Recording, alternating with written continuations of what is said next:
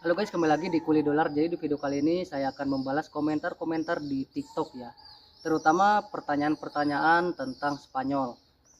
Yang pertama ada dari akun yang namanya Ari Damaskus.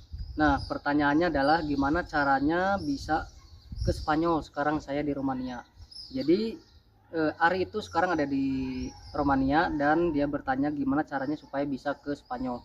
Nah, pada dasarnya Romania itu termasuk Uni Eropa ya, jadi masih satu benua dengan Spanyol. Jadi untuk masuk ke Spanyol dari Romania itu cukup mudah ya. Jika kamu udah punya KTP Romania atau residensia, itu bisa dipakai ke seluruh negara yang berada di Uni Eropa. Nah gitu, jadi pastikan kamu harus punya residensia Romania dulu, karena kamu bisa menggunakan pesawat, dan pesawat itu dari Romania ke Spanyol itu masuknya domestik ya.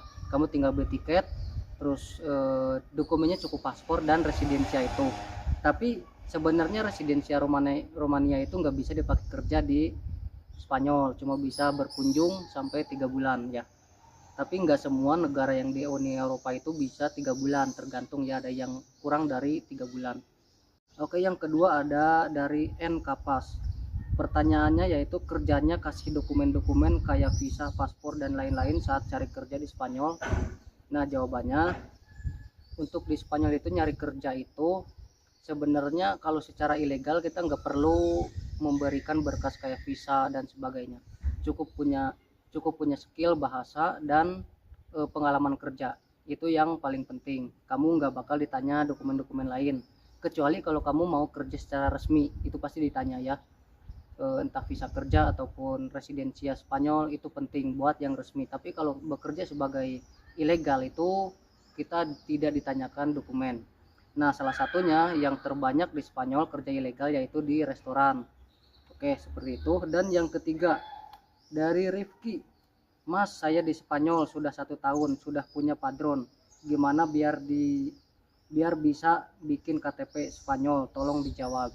Nah, buat yang belum tahu apa itu padron, padron itu semacam domisili ya, surat keterangan tinggal gitu. Jadi di mana kamu tinggal di daerah Madrid, kamu harus lapor ke pejabat setempat atau pengurusan data warga lokal di sana ya. Nanti kalau kamu sudah terdaftar di sana, itu artinya nanti kamu dapat kertas selembar yang namanya padron.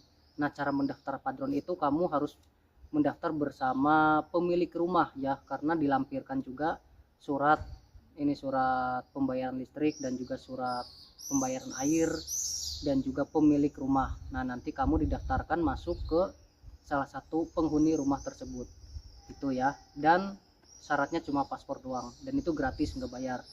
Nah, untuk mendaftarkan residensia itu syaratnya kamu harus punya padron dengan masa aktif 2 tahun.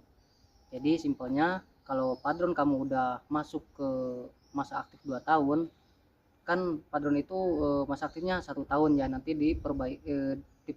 diperpanjang masa aktifnya jadi 2 tahun. Nah, nanti kalau sudah 2 tahun kamu bisa mengajukan residensia Spanyol, dan syaratnya itu ada SKCK dari Indonesia, paspor, kontrak kerja.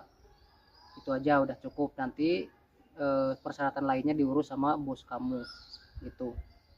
Nah, yang keempat ada dari akun Wallet. Mas, mau tanya kalau kerja bangunan di Spanyol berapa per bulan? Tolong dijawab ya Mas, terima kasih.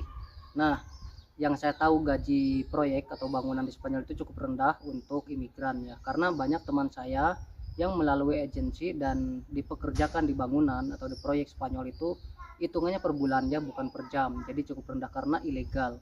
Kalau misalkan legal punya residensia, kamu bisa dibayar per jam atau penghasilannya sesuai skill atau pengalaman kamu. Untuk pemula di proyek itu secara ilegal di Spanyol itu kisaran 900 sampai 1.200 euro per bulan, dan itu kotor. Kamu beli makan sendiri dan mes sendiri, seperti itu. Kalau harga mes tersendiri itu di Spanyol variasi ya. Kalau di kota-kota itu sampai 400 sampai 500, tapi kalau di pedesanya 250 sampai 300 euro. Nah, buat kalian yang masih ada pertanyaan, silahkan di komen di YouTube ataupun mau kunjungi Kuli Dolar akun TikTok saya. Nanti kamu cek di sana video-video saya, ada sebagian informasi-informasi tentang Spanyol. Oke, segitu saja, sekian dari saya, semoga bermanfaat informasi ini. Dan yang belum subscribe, di subscribe dulu. Ajukan pertanyaan kalian, nanti saya bahas di video selanjutnya. Oke, terima kasih.